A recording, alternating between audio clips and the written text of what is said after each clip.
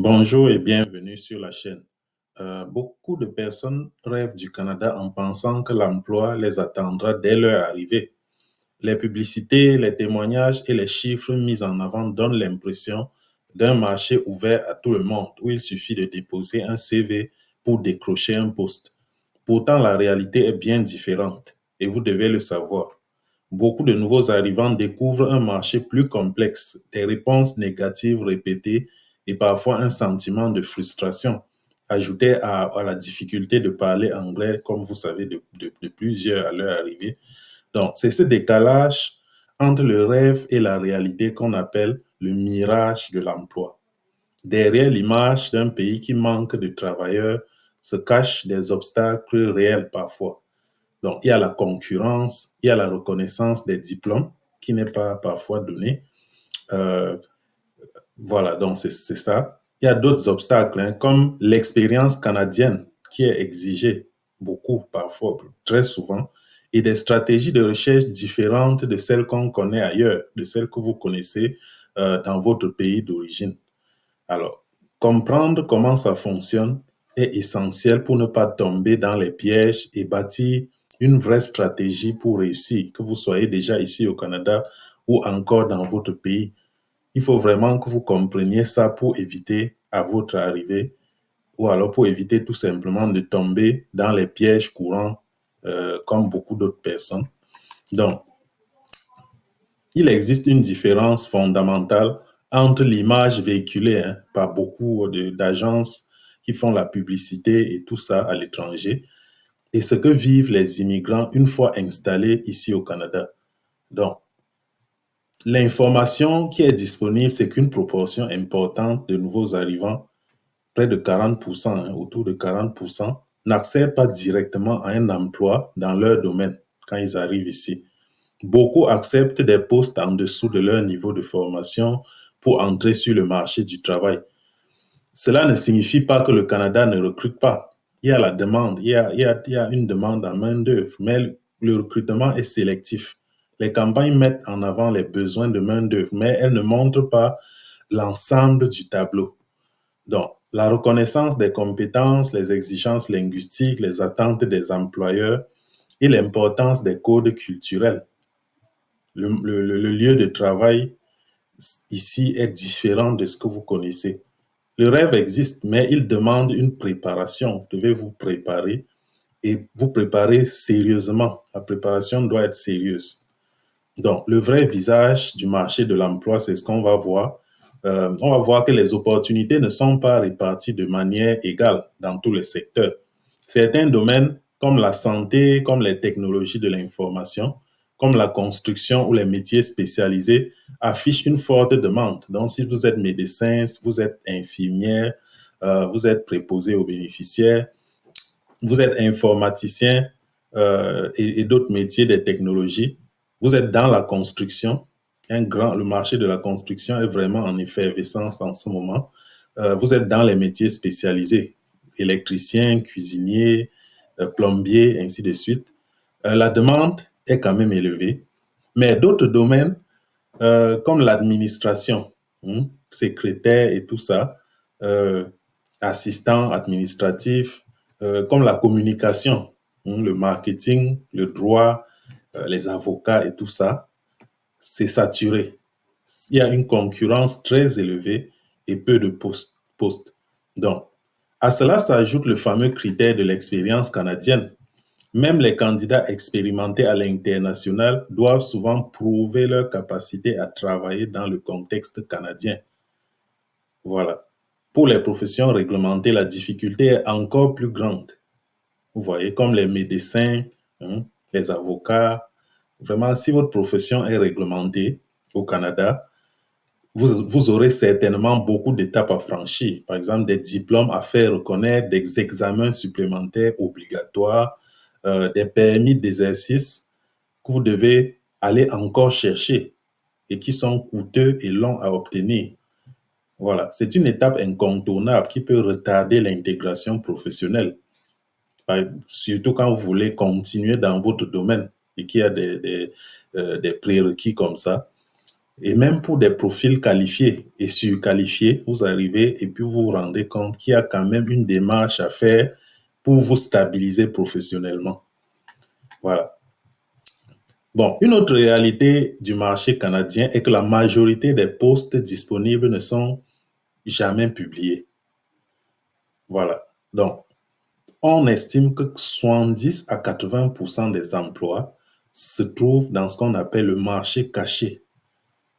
Certains doivent connaître ça. Donc, ces opportunités, ça circule par le bouche à oreille, ce qu'on appelle ici le réseautage, dans les réseaux professionnels, où sont proposés directement à des candidats recommandés. Voilà. Donc, en gros, c'est ça. Donc, vraiment, on va voir comme 20 à 30% des emplois publiés en ligne, mais la majorité, ce n'est pas publié. C'est vraiment le réseautage. Ça marche énormément. Vous devez créer un réseau. Pour y accéder, vous devez dépasser la simple candidature en ligne. Juste pas envoyer des CV. Le réseautage est incontournable. Vous devez assister à des événements professionnels. Vous devez entrer en contact avec des recruteurs sur LinkedIn ou alors lors d'événements qu'on appelle ici job fair, des événements de recrutement. Vous devez échanger avec des associations ou avec des personnes déjà établies dans votre secteur. Même une simple conversation peut souvent ouvrir des portes que vous n'imaginez pas. Voilà, donc vous devez vraiment créer un réseau. Ça doit être vraiment une des priorités si vous voulez réussir professionnellement au Canada. Et il y a le bénévolat aussi et les stages qui jouent aussi un rôle stratégique. Ça offre la possibilité pour vous de mettre un premier pied sur le marché de l'emploi, de démontrer vos compétences et puis d'acquérir la fameuse expérience canadienne recherchée par les employeurs. Voilà. Parce qu'un employeur, quand vous n'avez pas encore d'expérience ici, il se dit toujours, est-ce qu'il connaît les valeurs du milieu du travail ici? Est-ce qu'il va s'adapter? Est-ce que ça va aller avec les différences culturelles? Vous voyez, ça s'accentue parce que non seulement vous aurez une manière de travailler différente, mais vous aurez aussi des personnes très différentes de vous. Voilà, donc vous devez savoir déjà gérer ça, démontrer que vous avez eu à le faire déjà et ça rassure un peu plus l'employeur. Voilà. Donc, trouver une opportunité n'est qu'une partie du défi. Donc, trouver un emploi, ce n'est qu'une partie. Il faut maintenant convaincre que vous êtes la bonne personne. Donc, au Canada, un CV efficace est différent de celui qu'on utilise ailleurs. Le CV canadien, ça doit être court, 2 pages maximum. Souvent, 1 page, c'est mieux. À moins que vous soyez comme un médecin ou alors des métiers vraiment poussés, vous voyez, qui demandent à ce que le parcours soit un peu plus détaillé. Mais sinon, 1 page, souvent, ça suffit. 2 pages au maximum. Et surtout, axé sur les résultats. Vous devez montrer les résultats obtenus dans vos emplois précédents. Ce ne sont pas les tâches accomplies qui intéressent les employeurs ici, mais les réalisations concrètes. Qu'est-ce que vous avez entrepris et quels sont les résultats que vous avez obtenus? Quels sont les défis que vous avez rencontrés? Comment vous les avez gérés? Voilà ce que les employeurs ici veulent connaître. Voilà. La lettre de motivation doit elle aussi être personnalisée. Donc, un modèle générique de lettre de motivation que vous avez collé, vous voyez, vous êtes allé sur Google, tapez lettre de motivation et puis la première lettre qui est apparue, vous avez copié le contenu, vous avez juste collé et puis voilà. Ou alors allez dans l'AI, tapez, vous voyez, et puis ça sort quelque chose que vous plaquez. C'est négatif, ça envoie un signal négatif de manque de préparation. Parce que chaque candidature doit être ajustée à l'offre visée. Donc, en reprenant les compétences clés demandées, vous réussissez peut-être à convaincre l'employeur. Voilà, donc, il doit y avoir une adéquation entre la lettre de motivation que vous écrivez et le poste. Ça doit être vraiment personnalisé.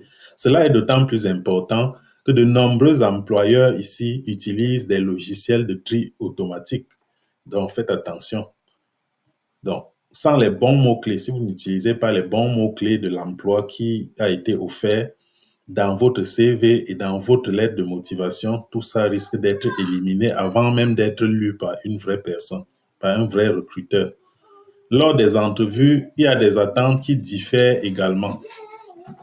Donc, les entrevues ne se passent pas exactement de la même façon que vous pouvez connaître.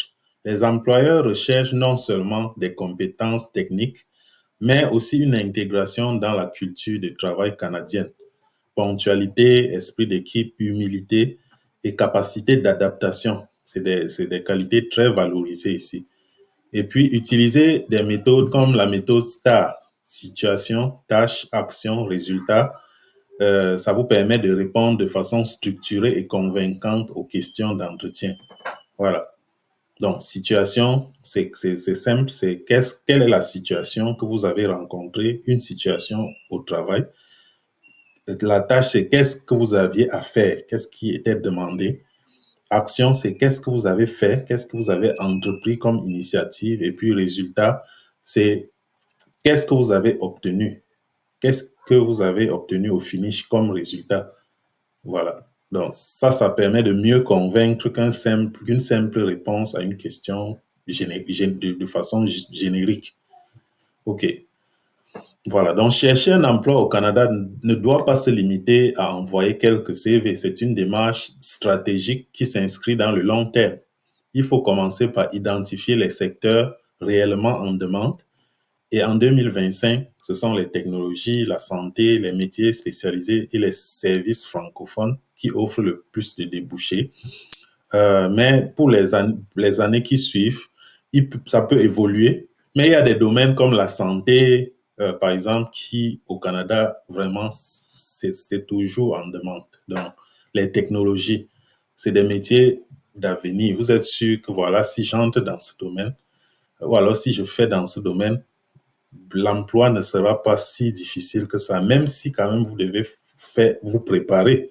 Ça ne veut pas dire que vous allez claquer du doigt et avoir ce que vous voulez. Il y a des exigences à remplir pour accéder à l'emploi, comme on a vu tantôt. Donc, il est ensuite crucial de mettre vos compétences à jour. Vous ne devez pas vous reposer sur vos lauriers. Vous ne devez pas rester avec ce que vous avez obtenu avant. Vous devez mettre ça à jour parce que tout évolue aujourd'hui très rapidement. Donc, vous pouvez faire des certifications rapides, des cours en ligne, des programmes de formation provinciaux subventionnés. Et ce sont autant de leviers pour combler un écart de compétences et renforcer votre profil. Enfin, il faut envisager la recherche d'emploi comme un parcours en plusieurs étapes. Le premier poste n'est pas toujours celui dont on rêve, mais il peut servir de tremplin. Il y a des gens qui arrivent ici, commencent par des petits boulots, vous voyez, mais ça donne l'expérience canadienne nécessaire pour vraiment faire ce qu'ils voulaient faire. Donc, chacun a son parcours, mais il y en a qui commencent petit et puis après, ils acquièrent l'expérience ou alors l'expérience canadienne nécessaire pour accéder à ce qu'ils veulent. Voilà. Surtout qu'ici, il y a ce qu'on appelle les compétences transférables. Voilà. L'esprit d'équipe. Vous n'avez pas besoin d'être un directeur pour avoir l'esprit d'équipe. En tant que simple employé, vous pouvez démontrer l'esprit d'équipe qui est autant valable quand vous serez comme chef, comme chef de service, directeur, ainsi de suite.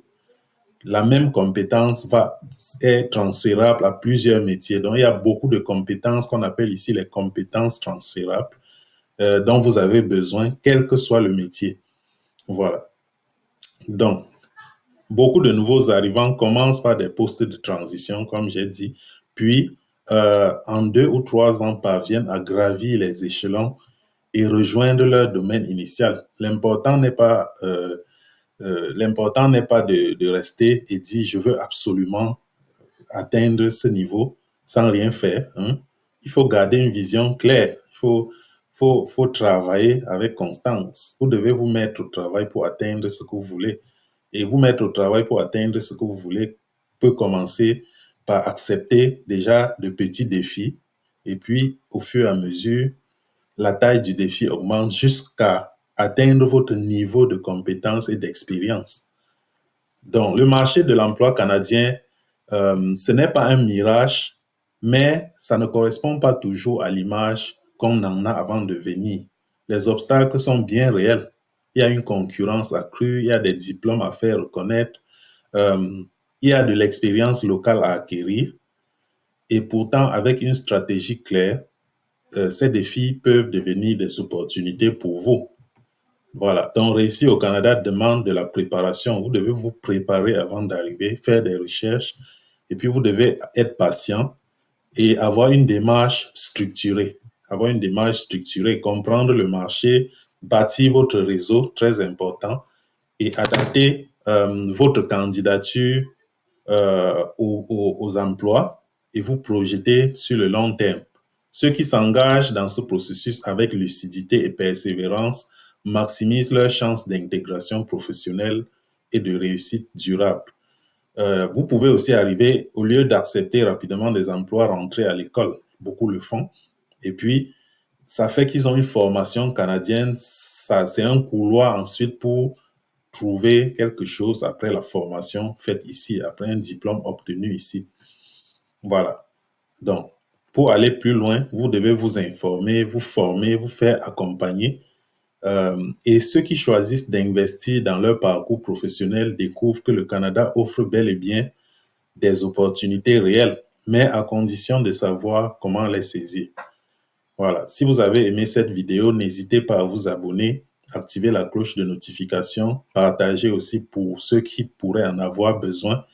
Et si vous êtes encore en processus d'immigration, ou alors vous avez un projet d'immigrer et avez besoin d'aide, vous pouvez me contacter par WhatsApp. Mon WhatsApp est dans la description. Mon email aussi est dans la description. Vous pouvez prendre rendez-vous pour une consultation en utilisant aussi le lien en description. Voilà. Donc, merci beaucoup d'avoir suivi cette vidéo et à très bientôt pour une nouvelle vidéo.